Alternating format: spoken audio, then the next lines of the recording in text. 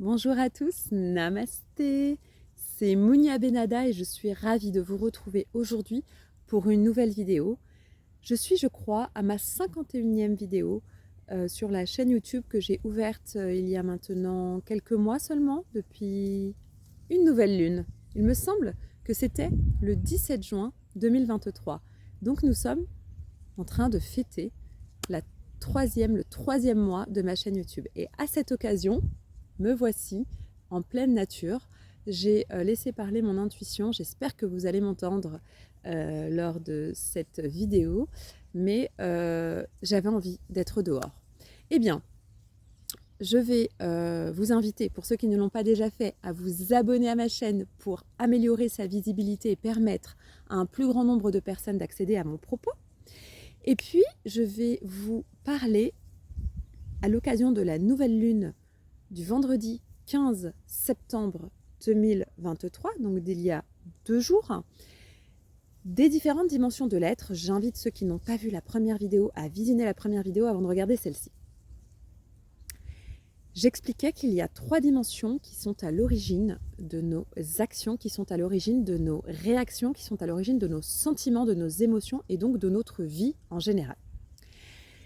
Les gens, pour la plupart du temps, ont l'impression qu'ils sont aux commandes de leur vie. Et malgré tout, ils éprouvent pour certains de la souffrance, des répétitions, des incompréhensions, des schémas dysfonctionnants, inquiétants et invalidants au sens que ça ne leur permet pas d'aller vers leurs rêves profonds, leur volonté consciente.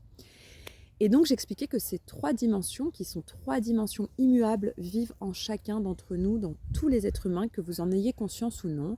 Il s'agit de l'être conscient, de l'être inconscient et de l'être divin. Donc la conscience, tout le monde sait ce que c'est. Je vais ici, dans cette vidéo, aller un petit peu plus loin pour faire aussi écho à vos commentaires sur la première vidéo, en vous donnant plus d'informations sur la dimension inconsciente, celle qui finalement est la plus importante à saisir. Pourquoi ? Même si les autres sont très importantes également, notamment le rêve profond. Parce que tant que vous ne rendez pas conscient l'inconscient, vous ne vivez pas une vie réellement alignée à votre divinité. Vous ne vivez pas une vie qui soit à la dimension de ce que vous pouvez vivre. Pourquoi ? Parce que la dimension inconsciente, ce sont finalement nos ombres. Et encore une fois, il n'y a rien de négatif ou de positif dans ce que je dis. C'est une vérité, c'est une loi immuable de l'être humain. C'est comme ça que fonctionne l'univers. Et donc, nous avons décidé d'être ici. Nous jouons mieux au jeu de la vie lorsque nous connaissons les règles. Et c'est le but de ma chaîne YouTube, de vous donner les règles du jeu de la vie, notamment en termes d'attractivité, d'attraction, de manifestation et de guérison de l'être. Lorsque vous ne connaissez pas vos ombres, vous ne savez pas pourquoi vous attirez les choses, eh bien vous ne pouvez pas agir dessus. Si vous laissez les choses inconscientes diriger votre activité, votre vie, vous allez être en mode victime et subir tout au long de votre vie les circonstances extérieures et vous allez devoir vous adapter à celles-ci, au lieu de manifester les choses dont vous avez envie de vivre réellement, consciemment. Et donc, qu'est-ce qui se passe ? Pour accéder à cette dimension, il faut être ultra super conscient. C'est-à-dire, et c'est d'ailleurs le travail spirituel, c'est ça, hein, c'est de devenir ultra conscience. Le grand mystère de notre vie, c'est la conscience. Cette conscience qui vit et qui a une vie après nous. Vous voyez ce que je veux dire ? C'est une forme, imaginez ça comme une énergie qui était là avant et qui sera après et qui vous traverse de toute façon à l'intérieur de votre être lors de votre incarnation. Et si vous ne profitez pas de votre incarnation pour libérer toutes les choses qui entravent votre réussite, qui entravent votre vie, eh bien vous allez juste passer du temps à expérimenter des choses qui vont vous rendre triste, qui vont vous mettre en souffrance, sans en connaître les motifs et les libérer. Donc les ombres, c'est quoi ? L'inconscient, qu'est-ce que c'est ? C'est tout l'appareil traumatique, tout l'appareil mémorial, tout l'appareil, tout le bagage, tous les bagages qu'ils soient karmiques, familiaux, transgénérationnels ou de l'enfance.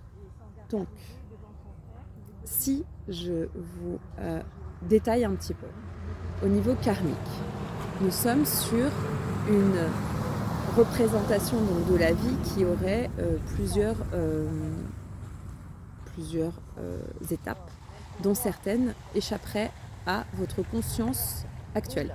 Néanmoins, elle a déjà eu lieu et elle a laissé des traces dans les cellules, ça a laissé des traces de mémoire cellulaire, ça a laissé des traces corporelles. Et même si vous ne vous en souvenez plus, c'est-à-dire que vous n'avez plus conscience de vos vies antérieures, ces mémoires continuent de vivre en vous. Elles vous suivent d'incarnation en incarnation. Et donc, c'est le corps qui va vous informer, c'est vos émotions qui vont vous informer. Tout le monde ne peut pas accéder à ces mémoires-là de façon, je dirais, en canalisation, mais vous pouvez avoir des douleurs, vous pouvez avoir des informations, des rêves, vous pouvez avoir des suspicions, des choses qui vous font vous dire que vous avez tel ou tel problème, mais que vous ne l'avez pas contracté dans cette vie-là. Ce sont les mémoires karmiques et elles demandent à être libérées, elles demandent à être pardonnées, elles demandent à être conscientisées. Essayez d'ouvrir votre esprit pour ceux qui ne croient pas à cette version des faits.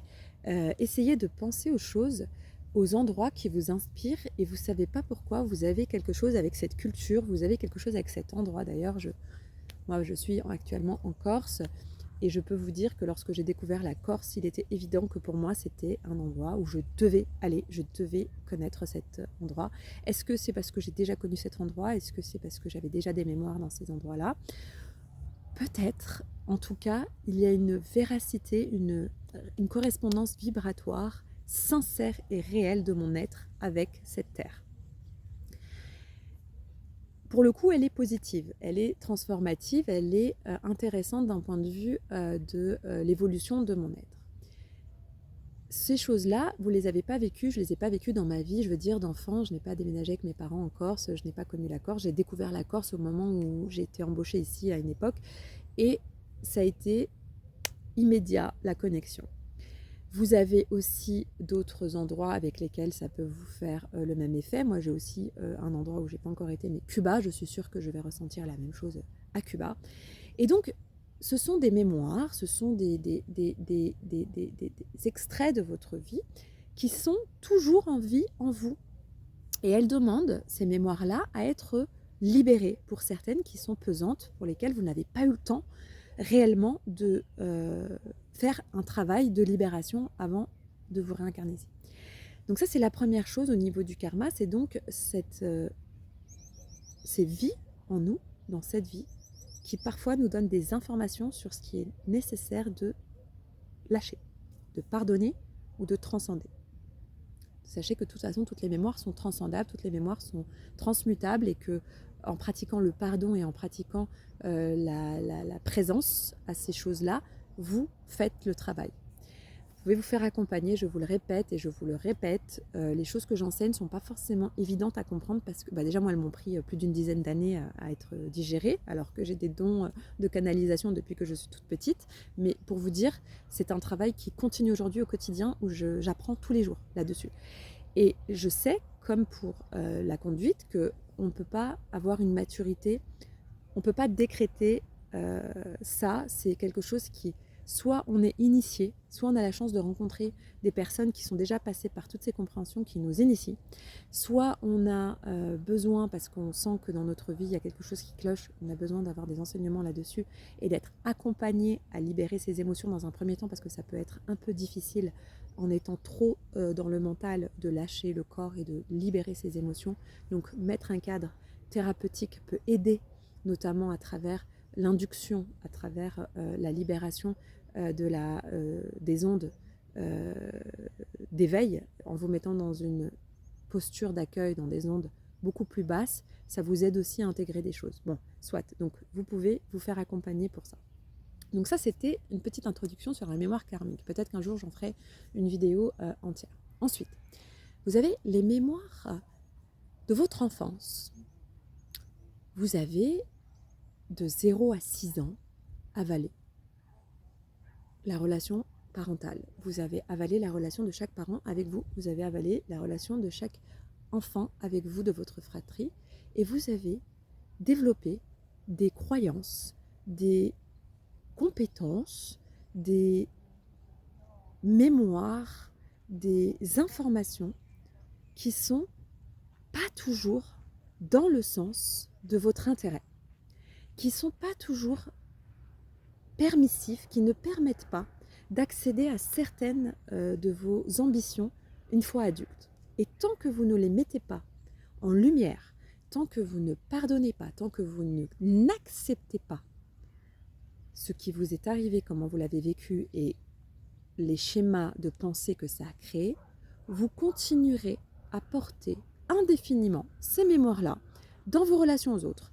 Les relations parentales définissent en très très grande partie nos relations ensuite à l'âge adulte. Donc tant que vous n'avez pas conscientisé la nature de vos relations parentales, toujours dans l'amour et la bienveillance et l'accueil, jamais dans le jugement, les parents sont seulement des adultes. Des enfants qui sont devenus adultes, qui ont eux-mêmes eu des blessures ou des façons d'être qui n'ont pas pu libérer.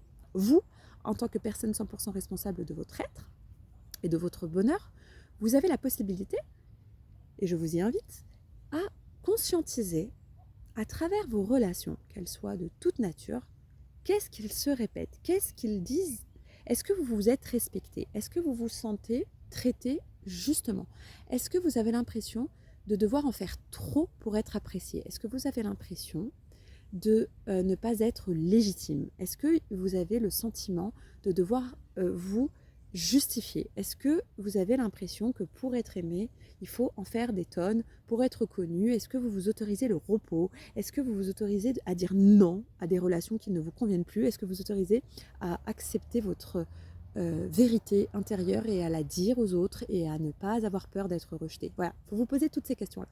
Si vous avez des blocages avec tout ça, c'est qu'il y a des choses mal adaptatives qui sont restées dans votre mémoire et qui conditionnent encore vos relations aux autres et qui donnent le ton pour l'autre de la manière de vous traiter. Pareil, ne vous blâmez pas, acceptez ça et mettez-vous à table avec ça et commencez à écouter Louise Hay, je le dis et je le redis, c'était l'experte en amour de soi. Commencez par des choses toutes simples, aimez-vous, sentez-vous légitime, voyez-vous comme un être qui vient de l'émanation divine et qui a des choses à dire et à faire dans ce monde. Donnez-vous le temps de la guérison, acceptez que le processus soit parfois un peu long, mais surtout ne niez pas vos problématiques relationnelles. Elles disent énormément de choses sur vos blessures de l'enfance qu'il faut nettoyer. Et je vous renvoie aussi à toutes mes vidéos concernant les 5 blessures de l'âme, où vous aurez beaucoup d'informations pour repérer lorsque vous êtes dans les masques liés aux blessures de votre enfance, voyez. Ensuite, vous pratiquez aussi le Ho'oponopono. Je suis désolée, pardon, merci, je t'aime, sagesse hawaïenne et chamanique. Tout ce que je vous dis, en fait, c'est aussi issu du chamanisme. C'est vraiment des sagesses anciennes et éclairées. Ensuite, vous avez toutes les mémoires transgénérationnelles, inconscientes, qui traversent toutes les générations de votre famille, parfois même des mémoires sociétales. Donc par exemple, vous allez porter des fardeaux, des conflits, des histoires de votre arrière-grand-mère, que votre grand-mère a porté, que votre mère a porté et que vous allez porter encore. Et si vous ne les libérez pas, vous allez reproduire des schémas et des schémas de conflits, des schémas de peur, des schémas d'insatisfaction, des schémas d'inquiétude qui ne vous appartiennent pas, des souffrances qui ne sont pas à vous. Et je vous assure que vos ancêtres, ils n'ont qu'une envie, c'est que vous les libériez. Parce que quand vous les libérez aussi et vous pardonnez, voyez ? Donc faites-le aussi pour votre descendance, parce que de toute évidence, ça se répercutera sur eux. C'est comme la couleur des yeux, peut-être pas sur le premier, mais sur le deuxième, l'arrière-enfant, etc. Quoi qu'il en soit, si vous avez la flemme de le faire pour vous, faites-le au moins pour vos enfants et vos ancêtres. Donc, voyez, tout ça, c'est... Et puis après, il y a aussi toutes les expériences que vous avez accumulées, difficiles dans la vie, que ce soit au travail, que ce soit dans votre vie privée, dans votre vie amicale. Toutes les relations ont fait qu'elles ont laissé aussi des traces et que votre âme est impactée par tout ça. Donc, vous imaginez que si vous êtes lourd, c'est comme si vous portiez, je suis assise sur des gros blocs de pierre, c'est comme si vous aviez à chaque fois des gros blocs de pierre devant votre porte et que vous essayez d'ouvrir la porte pour aller vers un endroit, mais vous n'y arriverez pas. Parce que tant que ces blocs de pierre, ils n'auront pas été conscientisés qu'il y a des blocs de pierre devant la porte et que ces blocs de pierre, ils ont besoin d'être déplacés, pardonnés et mis à leur place, eh bien, vous allez être dans une conduite de votre vie qui est une conduite complètement inconsciente, complètement aléatoire, et vous allez attirer à vous donc les conflits de la grand-mère, la haine des hommes de votre grand-mère, parce qu'elle avait une bonne raison, elle, pour le coup, de le faire, mais elle n'a pas eu le temps de le libérer et de pardonner. Vous allez être avec votre blessure de trahison de l'enfance, donc vous allez être dans un contrôle excessif de l'autre. Vous allez empêcher votre conjoint, votre conjointe d'être qui elle est, parce que vous avez besoin d'être constamment sécurisé par rapport à ça, donc vous allez devenir toxique pour l'autre. Vous n'allez pas vous en rendre compte, donc vous allez penser que c'est l'autre qui ne vous comprend pas, etc. etc.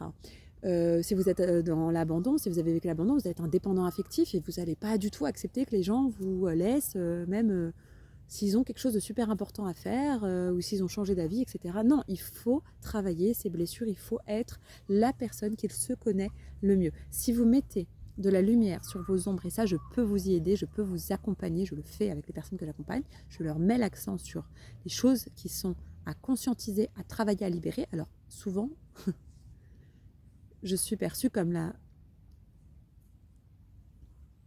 l'emmerdeuse, forcément, parce que j'appuie là où ça fait mal, mais en même temps, je suis là pour ça, je suis là pour vous donner les lois fondamentales de l'univers pour aller mieux, et je me les applique à moi-même, tout ça. C'est-à-dire que je ne me permets pas de donner des conseils que je ne m'applique pas à moi, donc je le fais pour moi tout le temps, tout le temps.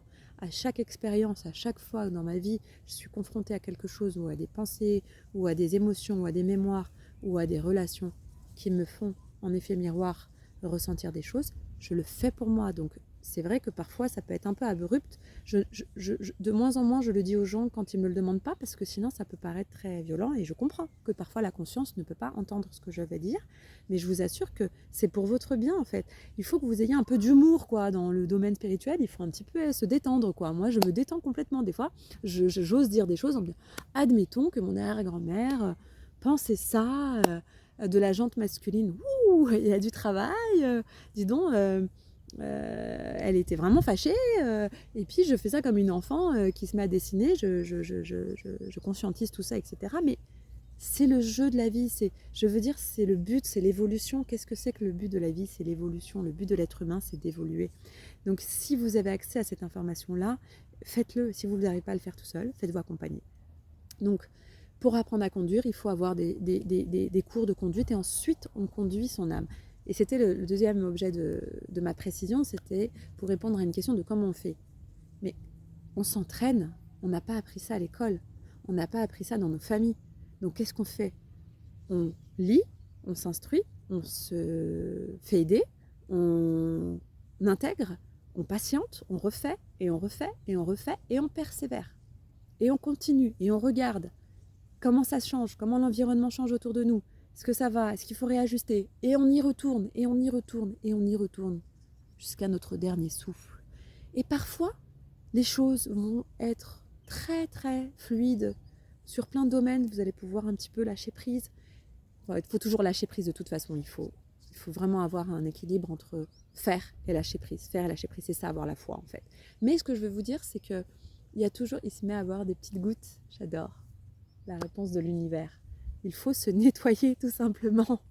C'est la réponse que vient de m'être donnée par synchronicité maintenant par rapport à cette question comment on fait. On se nettoie aussi. On se nettoie au sel, on se nettoie à la sauge, on va dans l'eau, on fait des rituels de fumigation avec de la sauge. Donc tout ça aussi, je peux vous transmettre toutes ces informations, vous me contactez. On fait une hygiène de vie. Je l'ai mis dans ma description YouTube.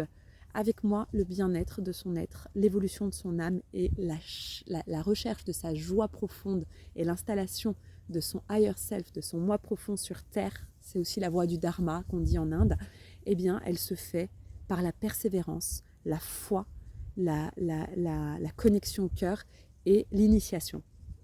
Toutes les personnes qui accèdent à ces informations, d'une certaine manière, ont été initiées, que ce soit par le visible ou l'invisible. Voilà ce que je voulais vous dire. Il commence à faire un petit peu nuit. Je vais peut-être arrêter la vidéo ici et peut-être en refaire une troisième pour parler de l'être supérieur, de l'être divin et de l'être, je dirais, qui manifeste des choses, des miracles. Je vous souhaite pour cette nouvelle lune qui agit encore, que des miracles se manifestent dans vos vies, dans nos vies. Que des choses que nous souhaitons arrivent à nous de façon exceptionnelle, extraordinaire, synchronique et sans avoir à les chercher, tout simplement par la force de l'esprit et de la pensée et de la reconnexion à son être supérieur. Et je vais la prochaine fois vous expliquer aussi comment alchimiser, ou je vais peut-être vous le dire maintenant. En fait, si vous voulez aussi libérer vos mémoires de façon efficace, il faut aller retrouver votre être qui est au-dessus. On va imaginer votre être supérieur qui lui est déjà complet, votre être fatigué, malade, épuisé, plein de mémoire. Il faut aller amener l'être supérieur sur cet être-là pour transmuter et apporter la sagesse de votre être supérieur et remettre à jour votre incarnation, c'est-à-dire vous réaligner. Comme vous avez pris conscience des choses, vous avez le droit d'être en complétude, c'est-à-dire que vous avez le droit de passer des steps, des étapes dans votre vie. Et ça se fait aussi en alchimisant votre conscience supérieure avec votre incarnation terrestre. Je m'arrête là. Je vous redis, si vous souhaitez vous abonner à ma chaîne, faites-le. Vous pouvez parler de ma chaîne, vous pouvez la partager avec joie. Et je vous dis à très bientôt pour une nouvelle vidéo. Namasté.